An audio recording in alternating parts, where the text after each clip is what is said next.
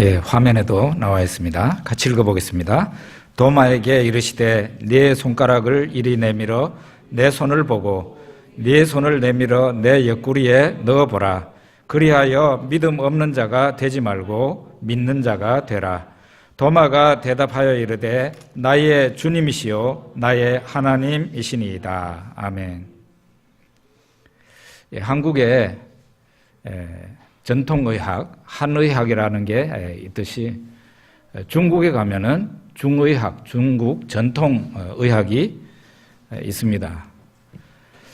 저는 중국을 많이 다니는 사람인데 그럼에도 불구하고 중국 전통의학, 중의학에 대해서 그다지 신뢰가 되지 않았어요. 잘 믿어지지 않더라 이 말이죠. 그런데 한 번은 중국에 가서 중의학을 체험할 기회가 있었습니다. 수년 전에 저와 제 아내가 후두염으로 아주 고생을 했습니다. 그래서 경주에 있는 병원에 다니면서 아주 그것도 5개월인지 4개월인지 잘 기억이 안 나는데 굉장히 오랫동안 병원에 다니고 독한 약을 많이 먹고 나중에는 항생제를 그냥 꼽으로 처방을 해가지고 먹으니까 온몸이 가려운 그런 상황이 되었습니다. 그래도 선교사이기 때문에 제가 큰 약봉지를 들고 중국으로 출국을 했습니다. 중국 형제가 저한테 저희 집에 와서 제 약봉지를 보게 됐어요. 이게 뭐냐고. 그래서 내가 지금 목이 아파서 후두염으로 굉장히 고생을 많이 했는데 약봉지를 들고 나왔다고. 그러니까 그 형제가 거의 예의 없이 보일 정도로 이렇게 말을 해요. 에이, 그 약봉지 다 그 쓰레기통에 버리고 날 따라오세요.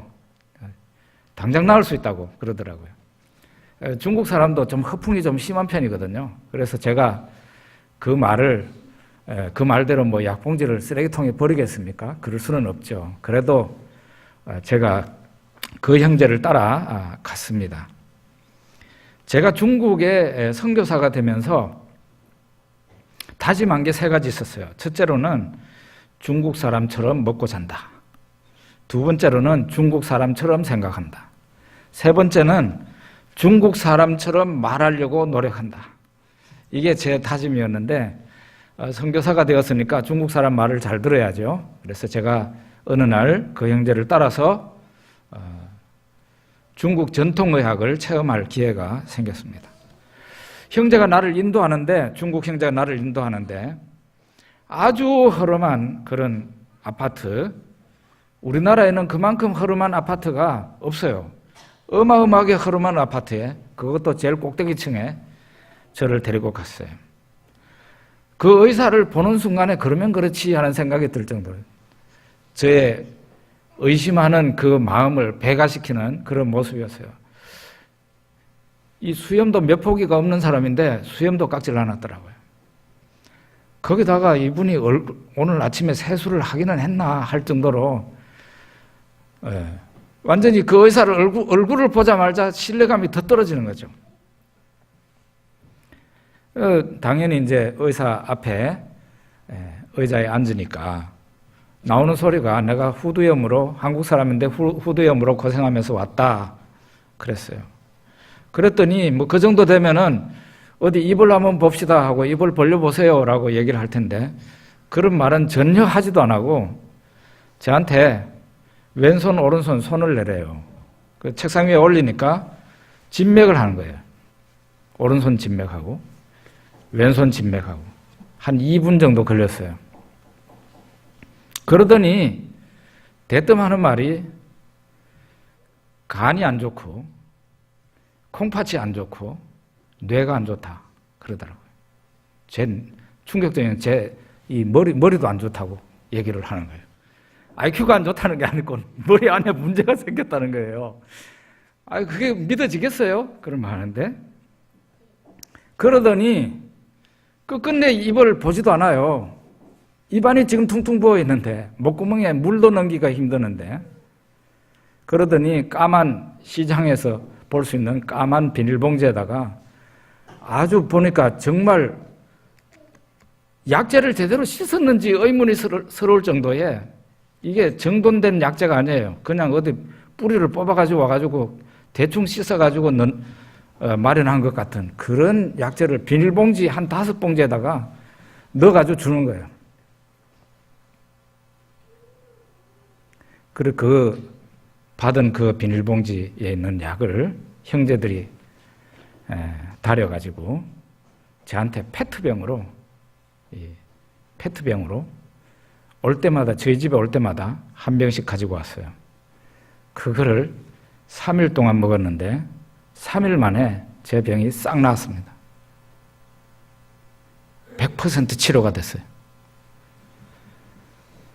이야, 그 정말 신기하더라고요. 이 사람이 제 입이나 보고 진단을 했으면은 제가 신뢰감이 더 갔을 텐데 입은 들여다보지도 않아요. 진맥만 딱 하고 난 뒤에 그 약을 갖다가 깨끗하지도 못한 그 푸성기 같은 거를 갖다가 비닐봉지에다가 넣어가지고 주는데 그거를 달여서 먹었는데 우리나라 한약은 굉장히 맛이라도 있잖아요. 중국 약은 그런 게 일체 없습니다.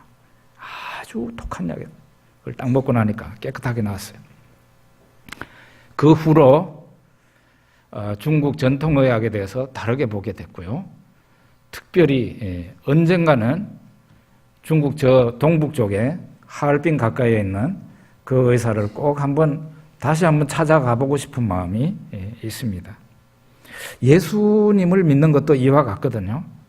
교회에 처음에 오게 되면은 교회에서 하는 말이 그다지 신뢰가 안 됩니다.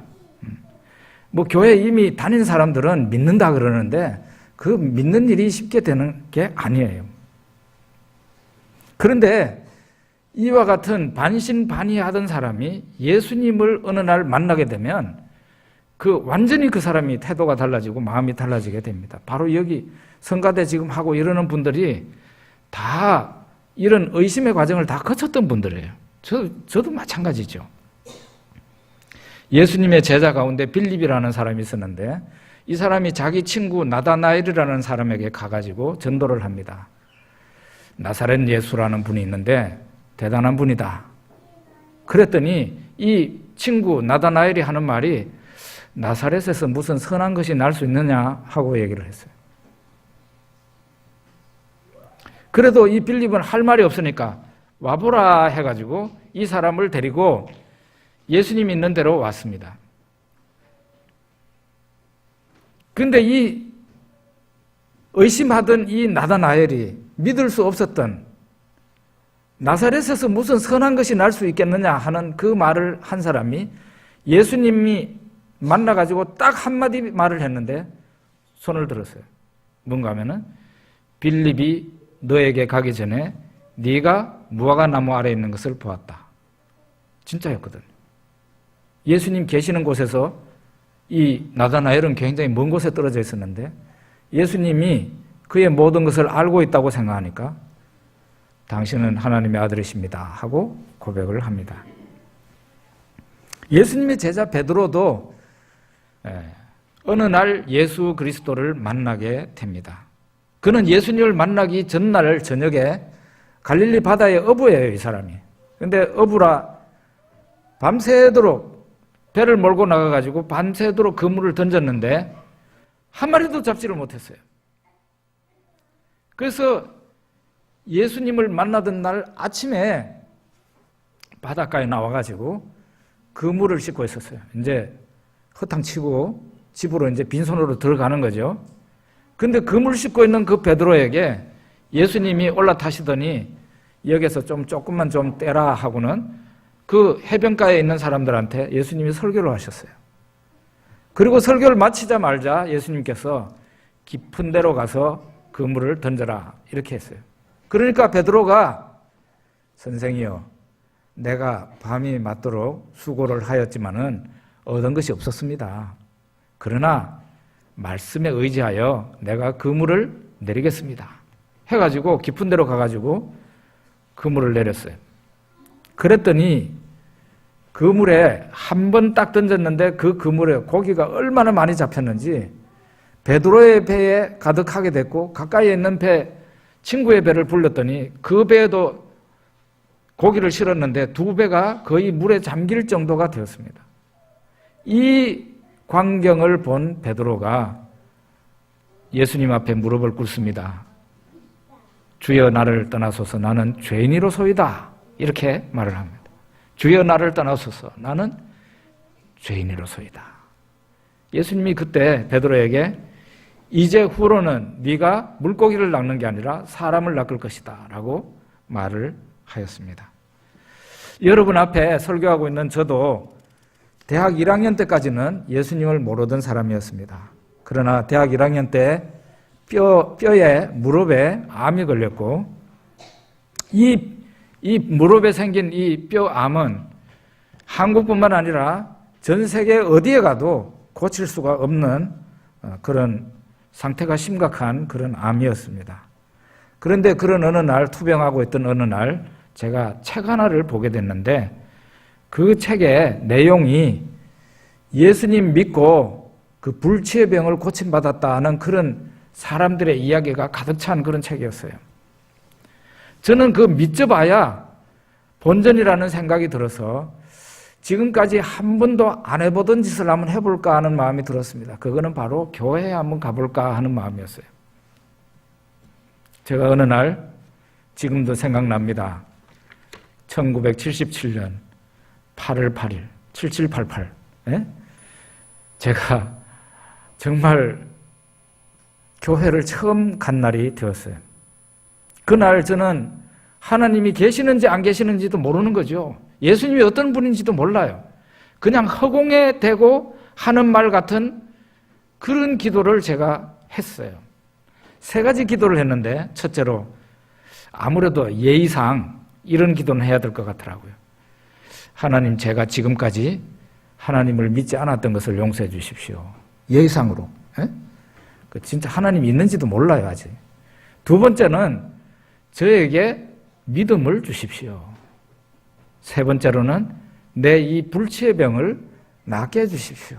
이 3가지 기도 제목으로 제가 기도를 하였습니다. 어떻게 됐겠습니까? 저는 그 당시에 하나님의 존재에 대한 믿음도 없었고 예수님이 어떤 분이신지도 몰랐고 그냥 허공에 대고 하는 말 같은 그런 기도를 했는데 이 3가지의 기도 제목이 다 응답이 되었습니다. 제일 중요한 게 뭐겠습니까?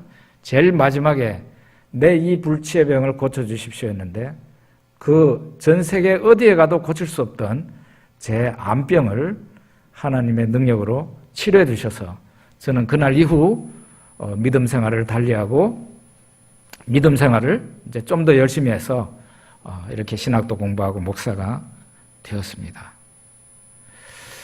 오늘 아까 설교하기 전에 읽었던 그 성경 말씀이 요한복음에 있는 말씀인데 도마라는 그 제자에 대한 이야기입니다. 부활하신 예수님이 제자들 가운데 오셨어요. 그런데 하필이면은 제자 가운데 도마라는 사람이 그 자리에 빠져 있었어요. 그리고 예수님이 나머지 제자들을 만나고 갔는데 도마가 나중에 왔어요. 오니까 막 제자들이 난리가 난 거예요. 부활하신 예수님이 왔어 하고 얘기를 하니까 도마가 에이 참 무슨 그런 소리를 다 하고 있어. 나는 이 손가락으로 예수님 그 창자국 허리에 창구멍에 내가 손을 이렇게 넣어보지 않고는 나 못 믿겠다. 예수님 손과 발 그 못에 박힌 그거를 내가 손으로 만져보지 않고는 못 믿겠다 그랬어요. 그런데 어느 날 부활하신 예수님이 도마도 있는 가운데 여러 제자들이 있는 가운데 부활하신 예수님이 나타나셔서 다른 말 하지 않고 도마야 이리 오너라. 너 손가락을 가지고 내 이 허리에 창자국에 손가락을 넣어보고 내 손과 발을 만져봐라. 그 말을 예수님이 도마에게 한 거예요. 도마가 손을 들었어요. 나의 주님이시며 나의 하나님이십니다. 이렇게 고백을 합니다. 예수님 말씀하시기를 너는 나를 본고로 믿느냐? 너는 나를 보았기 때문에 믿느냐? 보지 못하고 믿는 자들은 복되다. 예수님이 그렇게 말씀하셨어요. 부활이라는 것은요, 이게 쉽게 믿어지지 않는 게 정상이에요. 다른 사람들, 기독교인들은 부활을 믿는다는데 나는 안 믿어진다. 그게 정상이라니까요. 그런데 한번 오늘 잠깐 동안이나마 한번 생각해 봅시다. 여러분과 저는 언젠가는 죽게 됩니다. 재수 없는 소리 같지만 언젠가는 죽게 돼요. 맞습니까? 맞죠? 예, 이 세상에 있는 사람은 모두 한 번 죽습니다. 그러면 여러분들은 죽음이라는 게 뭐라고 생각하세요? 많은 사람들이 잘못 알고 있는 죽음은 내 존재가 이렇게 있다가 존재가 없어지는 거라고 생각을 해요. 죽음이라는 것은 존재가 없어지는 게 아니에요. 성경에서 말하는 죽음은 육체와 영혼의 분리입니다. 그 사람의 육체가 뭐 어떤 경우에는 심한 경우는 교통사고를 당할 수도 있고, 어떤 사람은 나이가 많아서 이제 더 이상 그 육체가 쓸 수 없는 정도로 차가 낡아지듯이 그렇게 될 수도 있어요. 그러면은 어느 날 영혼이, 그 사람 속에 있던 영혼이 그 육체에서 빠져나옵니다. 그러면은 육체는 잘 달리던 그 기차가 스톱하는 것처럼 그날 이후로 기능이 정지가 되고 육체는 흙에서 왔으니까 흙으로 돌아갑니다. 그런데 그 사람 육체에서 있었던 영혼이 살아있어요. 영혼이 없어지는 게 아니에요. 영혼 불멸입니다. 이게 죽음이거든요. 죽음은 존재가 사라지는 게 아니에요. 내 존재가 변하는 거예요.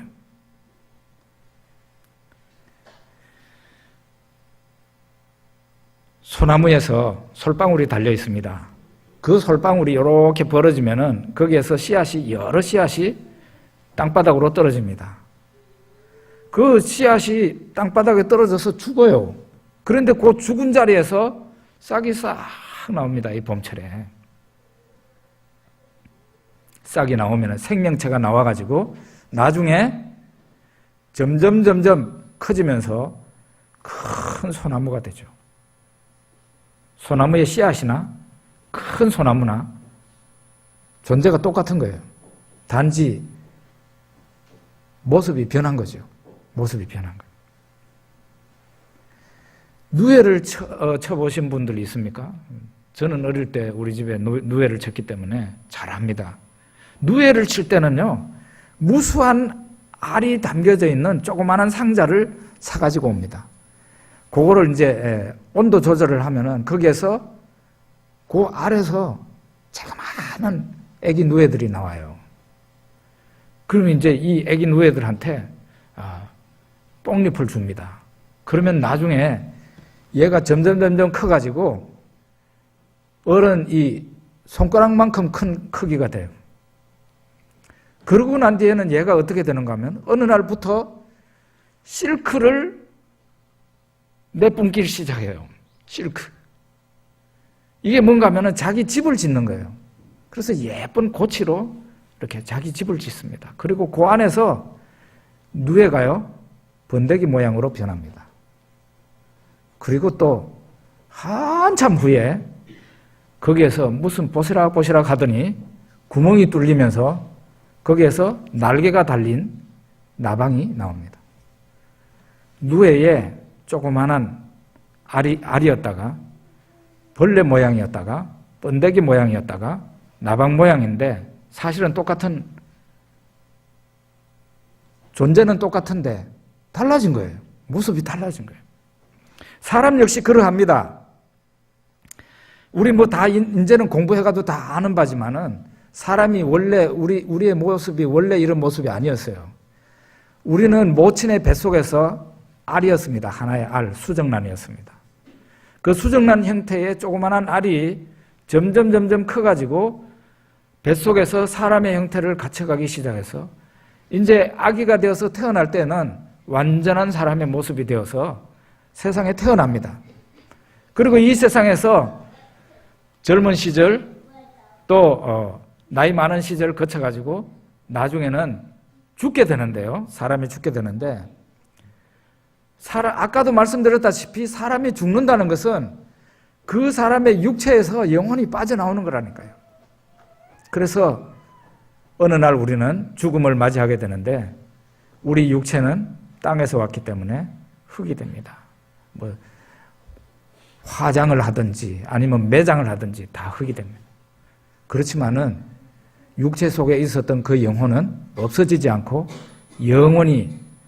영원 불멸이라니까요. 그 영혼이 하나님이 계시는 하늘나라에 가 있느냐, 아니면은 마귀가 있는 저 지옥에 가서 있느냐, 그게 다를 뿐이에요.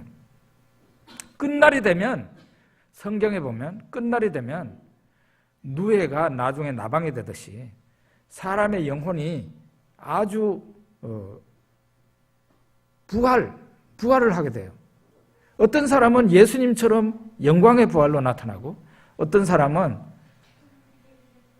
무시무시한 모습으로, 심판을 받는 모습으로 부활을 하게 된대요.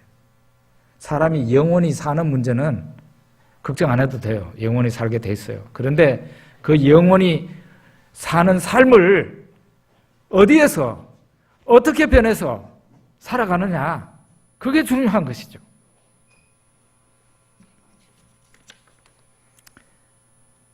어제도 우리 교회에서 행사한다고 부활절 계란을 삶았습니다. 오늘 아마 가지고 가실 수 있을 거예요. 그 계란은 똑같이 보이지만 유정란과 무정란이 있어요. 유정란은 생명이 있어요. 그렇지만 무정란은 생명이 없습니다. 유정란은 온도만 잘 맞춰주면 한 20날 지나가지고 거기서 삐약삐약 하면서 병아리가 되어서 나옵니다. 그 생명이 있으니까 그래요. 근데 무정란은 유정란하고 생긴 모양은 똑같아요. 아마 영양가도 똑같을 겁니다. 그런데 희한하게도 생명이 없는 게, 얘네들은 한 20날 지나면은 거기에서 아주 세상에 그렇게 독한 역겨운 냄새가 날까요? 썩어버렸습니다. 생명이 없기 때문에 그렇게 되는 거예요. 사람이 부활하는 것도 그렇습니다. 여러분과 제 안에 예수 그리스도의 생명이 들어와 있으면 우리는 부활의 날에 예수님처럼 영광스러운 부활로 나타나게 될 겁니다. 그러나 세상에 똑같이 이 세상에 사람이 살고 가는 것 같지만, 육안으로 볼 때는 뭐 믿는 사람이나 안 믿는 사람이나 똑같이 보이겠지만은, 생명이 있는 사람과 생명이 없는 사람은 영원히 길이 달라지게 되는 겁니다. 볼지어다 내가 문 밖에 서서 두드리노니 누구든지 내 음성을 듣고 문을 열면 내가 그에게로 들어가 그로 더불어 먹고 그는 나와 더불어 먹으리라. 부활하신 예수님이 하신 말씀이에요.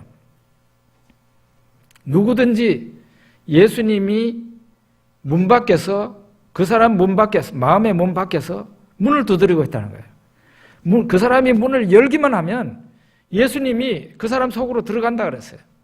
그래서 예수님과 함께 먹고 자고 살 수 있게 된다고 그랬어요.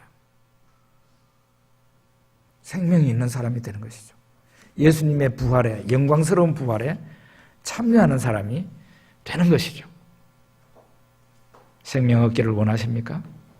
여러분 안에 생명이 있는 그런 삶을 살고 싶습니까? 하나님의 자녀가 되고 싶습니까? 아멘? 예, 이런 건 아멘 해야죠. 아멘이라는 말은 처음 오신 분들에게 소개드리면 진실로라는 말입니다. 진실로. 진실로라는 말. 예수님을 이미 모신 분도 계시겠죠? 그렇지만 예수님을 아직 교회를 다녔던 안 다녔던 간에 예수님을 아직도 문 밖에 세워놓고 있는 분도 있을 것입니다. 오늘 이 부활절, 이 기쁘고 좋은 부활절에 예수님을 향해서 여러분 자신의 마음을 살짝 이렇게 열어보시길 바랍니다. 여러분 마음을 활짝 안 열어도, 조금만 열어도 예수님께서 여러분들이 여신 그 조그마한 틈으로 여러분이 들어가실 거예요. 제가 이 얘기하는 건 뭔가 하면은, 여러분 속에 의심이 완전히 가시어지고 난 뒤에 예수님을 안 믿어도 된다 이 말이에요. 그 말은 뭔가 하면은 의심이 있어도 괜찮다는 것이죠. 예전에 제가 하나님을 향해서 내 죽을 병 암을 고쳐주십시오 할 때 하나님의 존재가 있는지도 모르고 있는지 없는지도 모르고 기도했잖아요. 그런데 응답이 된 것처럼 여러분들이 마음속에 의심이 있다고 할지라도 예수님을 향해서 조그마한 문이라도 연다면 예수님께서 여러분 안에 들어가셔서 영원히 여러분들의 삶을 인도하는 목자가 되어주시고 구원자가 되어주실 것입니다. 이 시간 나도 이제부터는 예수님 믿어야 되겠다.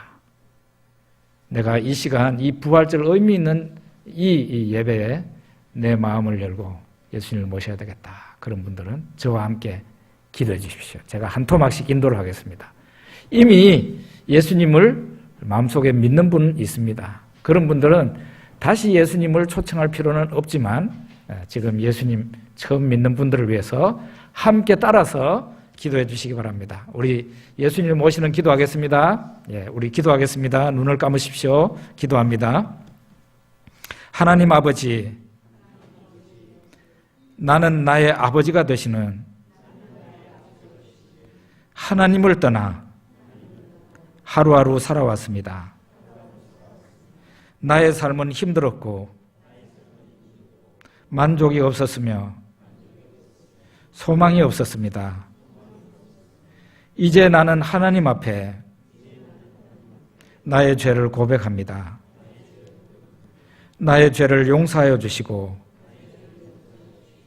나를 하나님의 자녀로 삼아 주십시오. 이제 내 마음의 문을 엽니다. 내 마음 속에 들어오시고 나의 인생을 인도해 주십시오.